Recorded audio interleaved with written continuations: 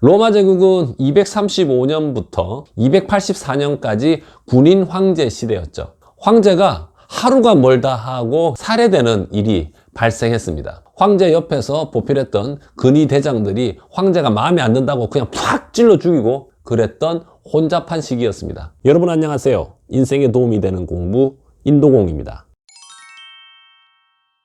50년 가까이 그렇게 해서 황제들이 수시로 바뀌었죠. 무려 18명의 황제가 바뀌었습니다. 그러니까 평균적으로 3년도 안 됐죠. 공동 황제를 포함을 시키면은 무려 26명의 황제가 있었습니다. 그 군인 황제 시대를 끝낸 인물이 바로 디오클레티아누스죠. 디오클레티아누스 역시 군인이었습니다. 그런데 본인이 그 군인 황제 시대를 끝내고 나서 다시는 황제가 갑자기 암살되어서 혼잡한 시기가 발생하지 않도록 자기만의 묘책을 생각해내죠. 디오클레티아누스는 284년부터 285년까지 약 1년 동안의 공동 황제 시기를 지나고 나서 285년부터는 단독 황제가 되었습니다. 단독 황제가 됐는데 정치 체제를 변형시킵니다. 드넓은 로마 제국을 동쪽, 서쪽, 그러니까 동방과 서방으로 나눠서 나머지 반을 다른 사람이 다스리게 하는 거죠. 그렇게 해서 본인은 황제로 있고 자신의 부하이면서 정치적 동료인 막시미아누스를 부황제로 임명을 해서 동방과 서방을 나누어서 다스렸습니다. 다시는 군인황제 시대가 재현되지 않기를 바라는 마음도 있었고, 그리고 다른 이민족들이 쳐들어오는 것을 효과적으로 방지하기 위해서 분할 통치를 하게 되었습니다. 그러던 중에 293년 디오클레티아누스는 다시 한번 생각을 하게 되죠. 이렇게 두 개로 나누어서 다스렸는데 이것도 효율이 떨어진다. 그래서 동방과 서방을 다시 위아래로 쪼갭니다. 그렇게 되면 4개가 되겠죠. 그래서 디오클레티아누스는 부황제 막시미아누스를 황제로 끌어올립니다. 2명의 황제가 생겼지만 엄연히 중심되는 황제는 디오클레티아누스였죠. 그래서 두 황제 밑에는 부황제를 둡니다. 황제는 정제, 부황제는 이제 부제라고 표현을 하겠습니다. 그래서 두 정제 밑에 부제를 각각 두는데 그 부제는 누구를 올리냐? 디오클레티아누스의 사위인 갈레리우스, 그리고 막시미아누스의 사위인 콘스탄티우스를 선임합니다. 그래서 로마 제국이 4등분 되어 가지고 정제 2명, 그 아래에 부제 2명이 각각 영토를 나누어서 다스리게 되죠. 이게 사두정치라고 합니다. 로마 제국에서 처음으로 이 사두정치가 펼쳐졌죠. 그런데 12년이 흐른 305년 갑자기 디오클레티아누스가 건강상의 문제를 들어서 황제 자리에서 내려옵니다. 그러면서 서방의 황제였던 막시미아누스에게 너도 황제 자리에서 내려와 라고 이야기하죠. 막시미아누스는 마음속으로는 나 싫은데, 나 황제 더 하고 싶은데 라고 생각을 했지만은 디오클레티아누스가 으뜸 황제인데 결국은 두 사람이 동시에 305년에 황제 자리에서 내려오죠. 막시미아누스가 황제 자리에 대한 그 미련 때문에 나중에 로마 제국에서는 내전이 발생하죠. 305년 2명의 황제가 내려오고 나서 동방에서는 갈레리우스가 황제가 되고 서방에서는 콘스탄티우스가 황제가 되죠. 그런데 앞선 황제들은 사위들에게 자신이 다스린 영토 중 일부를 떼어줍니다. 그래서 콘스탄티우스는 오늘날 스페인과 포르투갈이 있는 이비리아 반도까지, 그리고 갈레리우스는 오늘날 튀르키예가 있는 아나톨리아 반도까지 다스리죠. 그러면 다시 그 황제들 밑으로는 부제들이 들어오는데 부제는 누가 되느냐? 갈레리우스가 자신의 부하였던 세베루스를 서방의 부제로 앉히고 자신의 외조카 막시미누스를 동방의 부제로 앉힙니다. 그렇게 해서 새로운 인물들이 사두정치를 펼칩니다. 이때까지는 아무런 문제가 없죠. 그런데 306년에 이제 사건이 터집니다. 서방의 정제인 콘스탄티우스가 죽어버렸기 때문이죠. 자, 이때 이제 콘스탄티누스라는 사람이 나타납니다. 갑자기 황제가 죽으니 군인들은 당황하죠. 하지만은 콘스탄티우스의 아들인 콘스탄티누스가 있다 보니 콘스탄티우스 밑에 있었던 병사들은 그의 아들인 콘스탄티누스를 황제로 옹립해버립니다. 그런데 콘스탄티누스는 황제로 옹립을 할 수가 있는 상태가 아니죠. 동방에는 엄연히 갈레리우스라는 정제도 있고 특히 서방에는 세베루스라는 부제가 있기 때문에 당연히 정제가 죽으면은 부제가 정제로 올라가는 게 당연한 수순이었죠. 그런데 콘스탄티우스를 따랐던 병사들이 그의 아들인 콘스탄티누스를 황제로 옹립해버리니까 이건 사실상의 쿠데타였죠.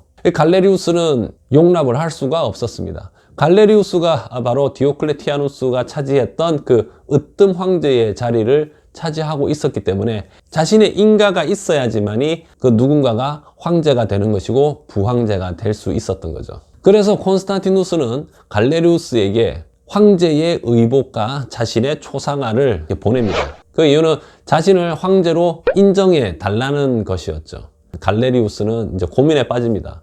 이거를 인정을 안 하려고 하니 이거 내란이 일어날 것 같기도 하고, 인정을 하려고 하니 이것도 수순에 맞지 않고, 그래서 갈레리우스는 결국 부제 세베루스를 정제로 올리고 콘스탄티누스는 부제로 앉힙니다. 콘스탄티누스는 겉으로는 받아들였지만 속으로는 스스로 황제라고 생각했죠. 그렇게 해서 새롭게 사두 정치가 재편이 되었습니다. 하지만 여기에서 이제 문제가 발생하죠. 바로 305년에 디오클레티아누스의 명령에 의해서 황제 자리에서 물러났던 막시미아누스가 그때 미련이 남았던 그 마음을 자신의 아들이 해결해 주기를 바라는 뜻에서 자신의 아들 막센티우스를 뒤에서 펌프질을 하죠.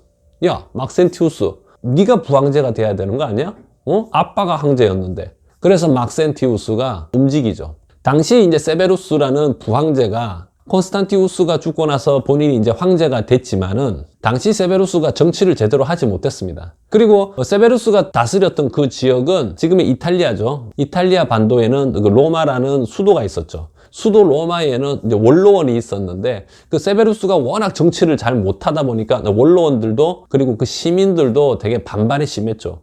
그런데 막센티우스가 갑자기 나타나서 원로원 의원들을 꼬드깁니다. 내가 황제가 될 테니까 나를 좀 지지해달라. 원로원은 세베루스가 워낙에 정치를 못하니까는 서방의 황제로 이렇게 옹립해버리죠. 인정!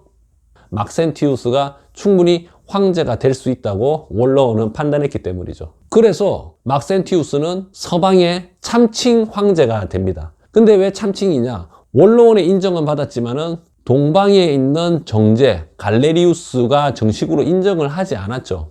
그러다 보니 어떻게 됩니까? 서방에는 참칭 황제 막센티우스, 그리고 정식 황제 세베루스, 부황제인 콘스탄티누스, 이렇게 5명이 된 거죠. 그래서 갈레리우스가 이거를 인정하지 못해서 서방의 정제 세베루스에게 명령합니다. 가서 막센티우스를 제거해버려라. 그래서 세베루스는 군사를 일으켜서 로마로 전진하죠. 로마로 향하는데 여기서 이제 문제가 생깁니다. 세베루스가 보유하고 있던 그 병사들은 앞서서 막시미아누스의 휘하에 있었던 병사들이었죠. 그러다 보니 양측이 이렇게 딱 맞닥뜨리니까는 자신이 모셨던 그 막시미아누스의 아들 막센티우스와 싸워야 되고, 그리고 막센티우스 옆에는 또 막시미아누스가 있었습니다. 그래서 세베루스의 병사들이 동요되기 시작했죠. 일설에 의하면은 막센티우스가 세베루스의 병사들한테 뇌물을 주고 포섭을 했다라는 이야기도 있습니다. 그래서 세베루스는 제대로 된 싸움도 해보지 못하고 졸지에 도망자 신세가 되죠. 결국 붙잡힙니다. 나중에는 어떻게 되느냐? 막시미아누스와 막센티우스 그 부자가 세베루스한테 자결하라고 명령을 하죠. 그래서 동방의 정제 갈레리우스가 막센티우스를 제거하기 위해서 군사를 일으키지만은 가는 도중에 요새에 막혀가지고 전진을 못합니다. 제대로 싸움도 못하고 자신이 다스리는 지역으로 돌아가죠. 이제 갈레리우스는 머리가 아픕니다. 이걸 어떻게 해결하지? 그래서 전임 황제, 자신의 장인어른이죠, 디오클레티아누스에게 SOS를 칩니다. 아버님, 제가 어떻게 할 수가 없습니다. 해결해 주십시오. 그렇게 해서 디오클레티아누스가 회의를 엽니다. 308년에 카눔툼이라는 곳에서 회의를 하죠. 그래서 디오클레티아누스는 전임 황제였던 막시미아누스도 부릅니다. 막시미아누스, 일로 와. 그렇게 해서 갈레리우스와 디오클레티아누스 그리고 막시미아누스가 머리를 맞대죠.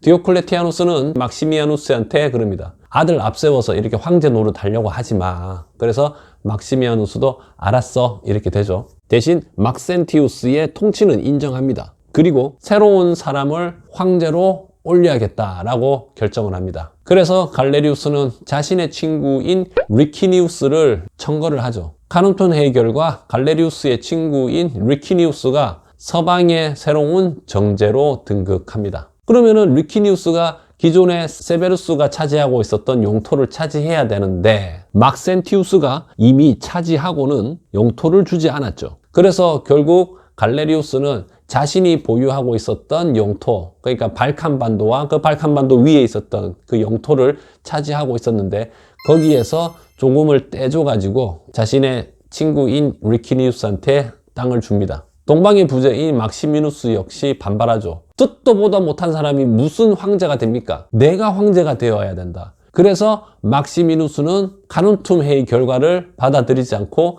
310년부터 본인 스스로 황제라고 칭하게 됩니다. 그러면 어떻게 됩니까? 동방에는 정제 갈레리우스가 있고 갈레리우스가 서방의 황제로 리키니우스를 임명을 했죠. 그런데 동방의 부제인 막시미누스도 스스로 황제로 칭하고 또 서방에서는 콘스탄티누스가 이미 306년부터 황제라고 칭하고 또 원로원의 추대를 받은 막센티우스는 황제라고 칭하고 이렇게 해서 5명의 황제가 생겨난 거죠. 좀 복잡한 전개입니다. 그죠? 이 영상을 만들게 된 이유는 콘스탄티누스 1세가 그동안 박해받았던 그리스도교를 공식적으로 인정했다라는 밀라노 칙령에 대한 이야기를 하기 위해서입니다.